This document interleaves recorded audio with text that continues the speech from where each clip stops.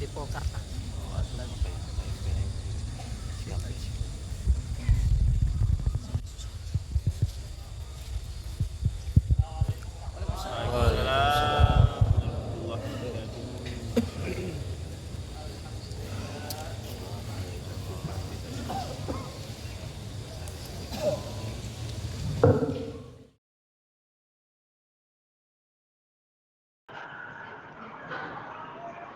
Pesantren kita secara umum ini sudah sepakat pengen jadi pesantren yang mandiri, yang tidak tomak kepada makhluk.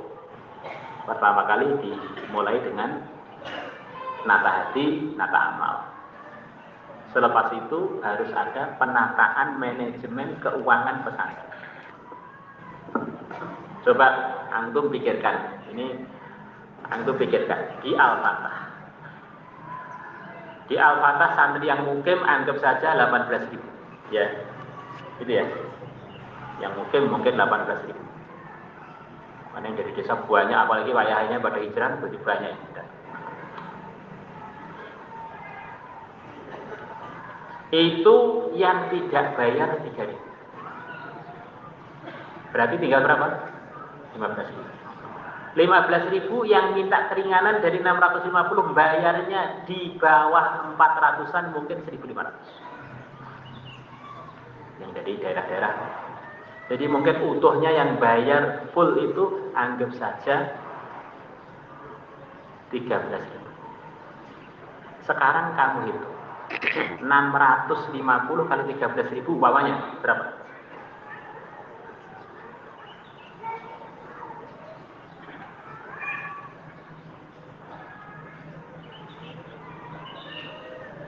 Ini tak berenung bareng-bareng. 8 juta 450. Kira 8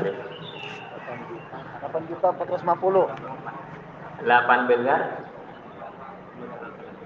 itu uang receh kan. 8 miliar itu uang receh untuk mengelola 17.000 orang. Gajinya Ustadz setiap bulan 2 miliar. Akhirnya jadinya berapa? Tinggal 5 miliar. Tahun ini 5 miliar setiap bulan ya. Untuk makannya santri, setiap sekali masak, anggap saja setiap 1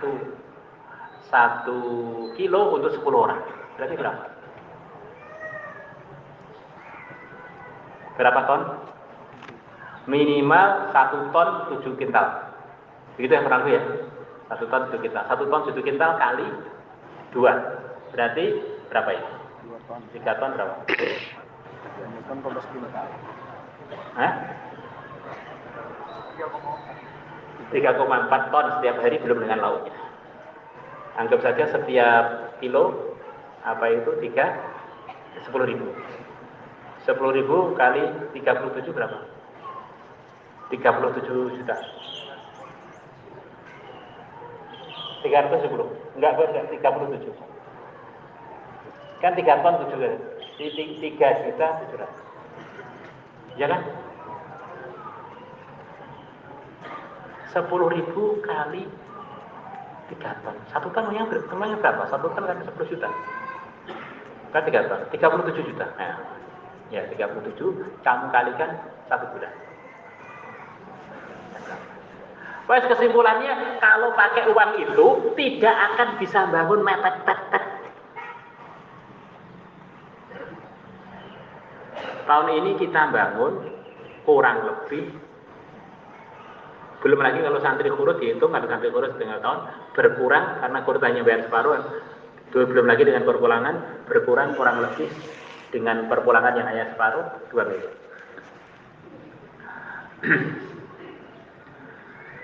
Kita bangun kurang lebih Pondok Putri di Taji habis 13 miliar. Kemudian Pondok Putri di sini habis, ini sebentar lagi jadi 48 kelas, kurang lebih 20 miliar. Terus kita beli tanah tahun ini kurang lebih 15-an miliar. Di maknanya bagi orang yang mau husnudzan itu Al-Fatah itu banyak nusratullah ghaibiyah yang nggak perlu diceritakan secara detail gitu ya.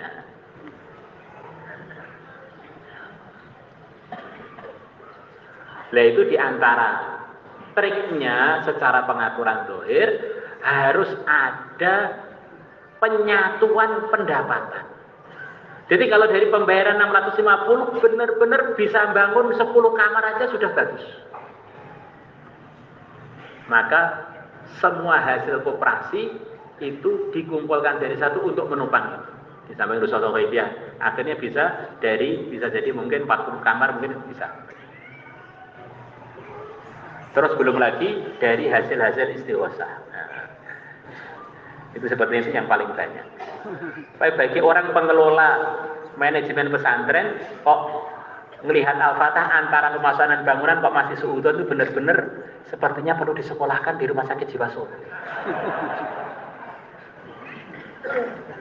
Ini beneran. Kamu hitung lagi nanti. Maka teman-teman kami yang melakukan pesantren, teman Gontor kemarin kalau ke sini terheran-heran.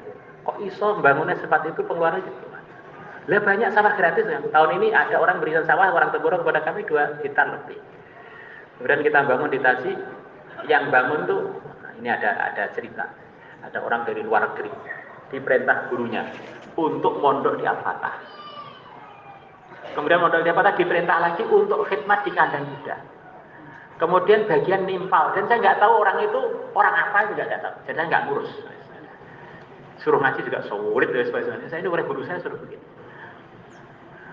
Pasti dia bilang saya kok diperintahkan guru untuk membangun di sini boleh enggak? Dalam pikir saya paling duit piro sih. Jelas gak kelihatan punya duit das.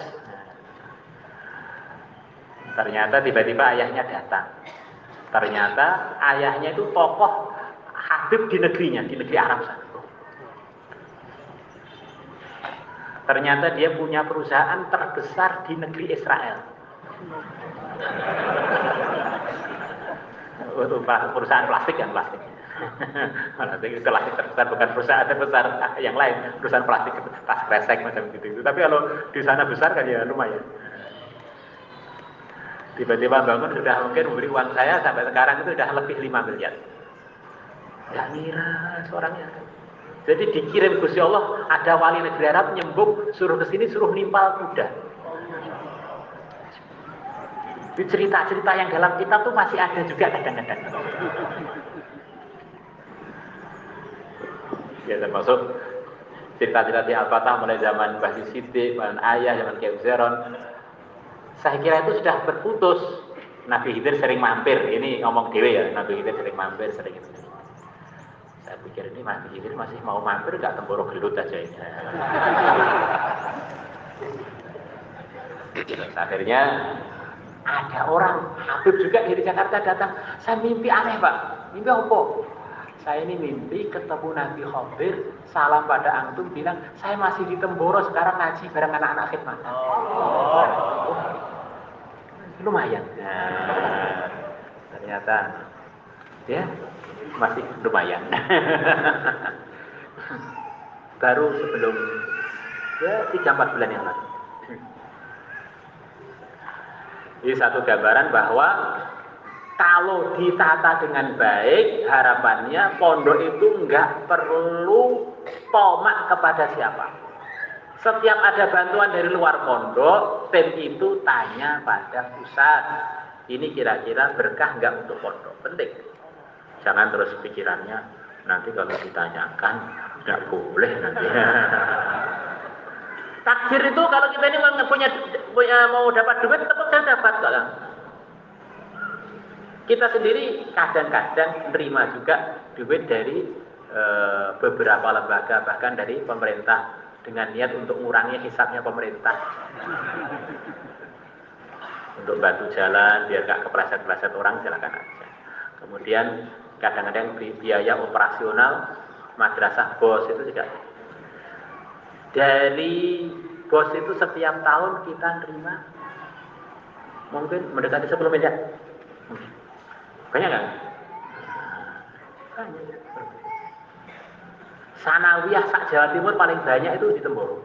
Aliyah kecil-kecilnya sepertinya di Temboro juga. Apa? Ya bosnya paling besar sak Jawa Timur. Kalau nggak kita terima nanti malah digunakan bangun gereja gimana? Ini alasannya orang terima lah kan ya. Tapi izin dulu ini sejak dulu juga diterima untuk mengurangi hisapnya pemerintah karena kita ini bayar pajaknya tok loh setiap tahun sekian M. Ya ini pajak kan nesaknya pemerintah kalau kita nggak menerima lagi nanti pemerintahnya nggak ada cahayanya nanti gimana? Yang memang nggak ada tendensi dan nggak ikut program apapun gitu ya.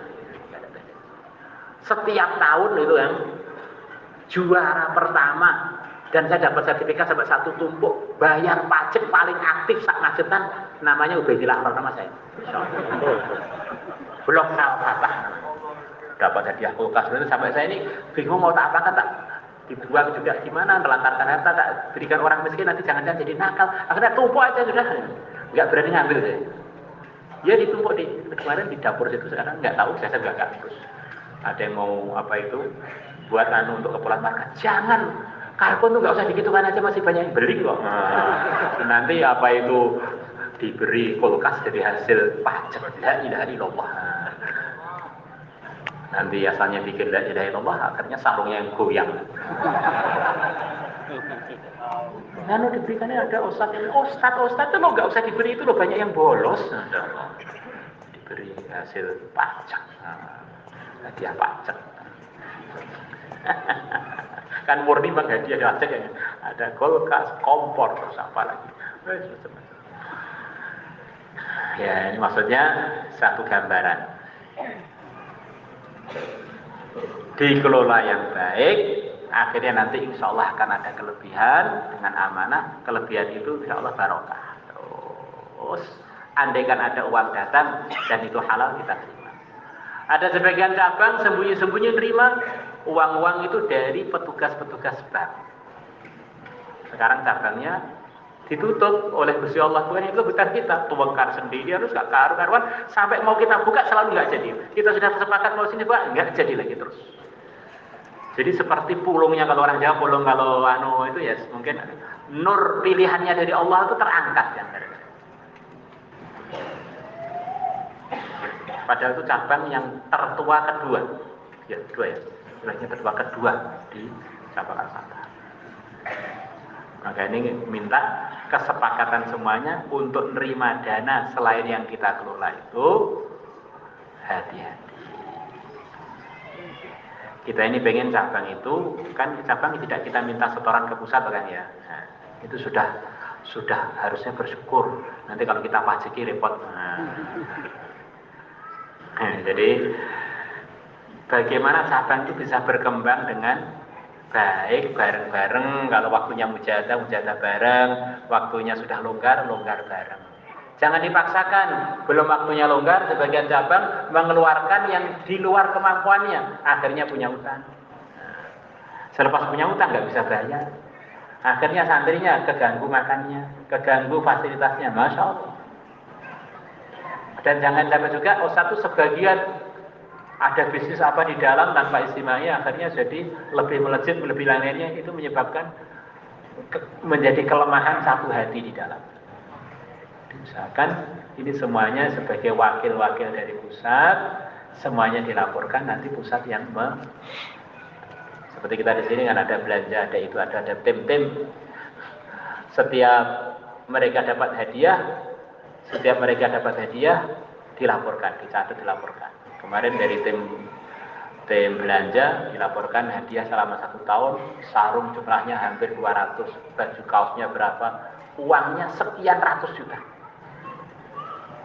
Dari setiap belanja diberi 500.000, 200.000, 1 juta, 1 tahun sekian ratus juta. Selepas diserahkan pada saya, ini haknya pondok. Jumlah kalian berapa yang khidmat di Al-Fatah bagian perdapuran itu? 100 sekian. Tak pikir-pikir ini kalau tak bagi ini paling setiap orang hanya dapat 500, itu sepanjang tahun yang dapat gaji mereka. Akhirnya saya terima, kemudian kita bagi ke tim mereka sendiri dengan saya bilang, ini bukan hak kalian, tapi ini hadiah untuk tahun ini dikembalikan kepada kalian. Suatu saat demikian diambil, kalian nggak diberi 1 ceper pun harus ridho, karena memang itu bukan haknya wakil. Kemudian di sini ada cabang-cabang keras jauh, jumlahnya sekian puluh. Di sana ada koperasi. Ada koperasi ini setor 7 juta, setiap bulan laporan saja ada 6 juta.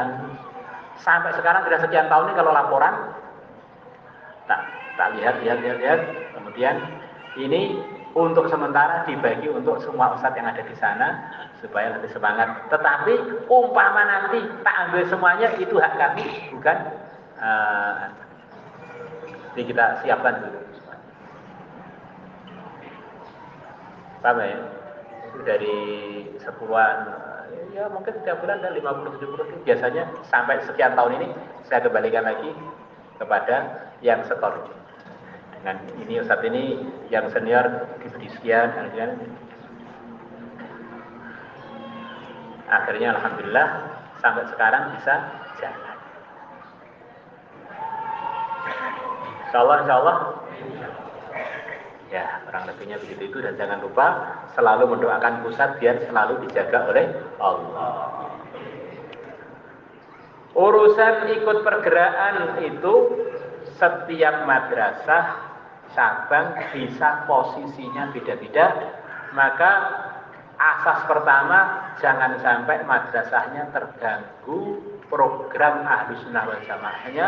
Selepas itu kerjasama dengan program-program pergerakan, setiap cabang bisa hikmahnya berbeda-beda. Jangan dipaksakan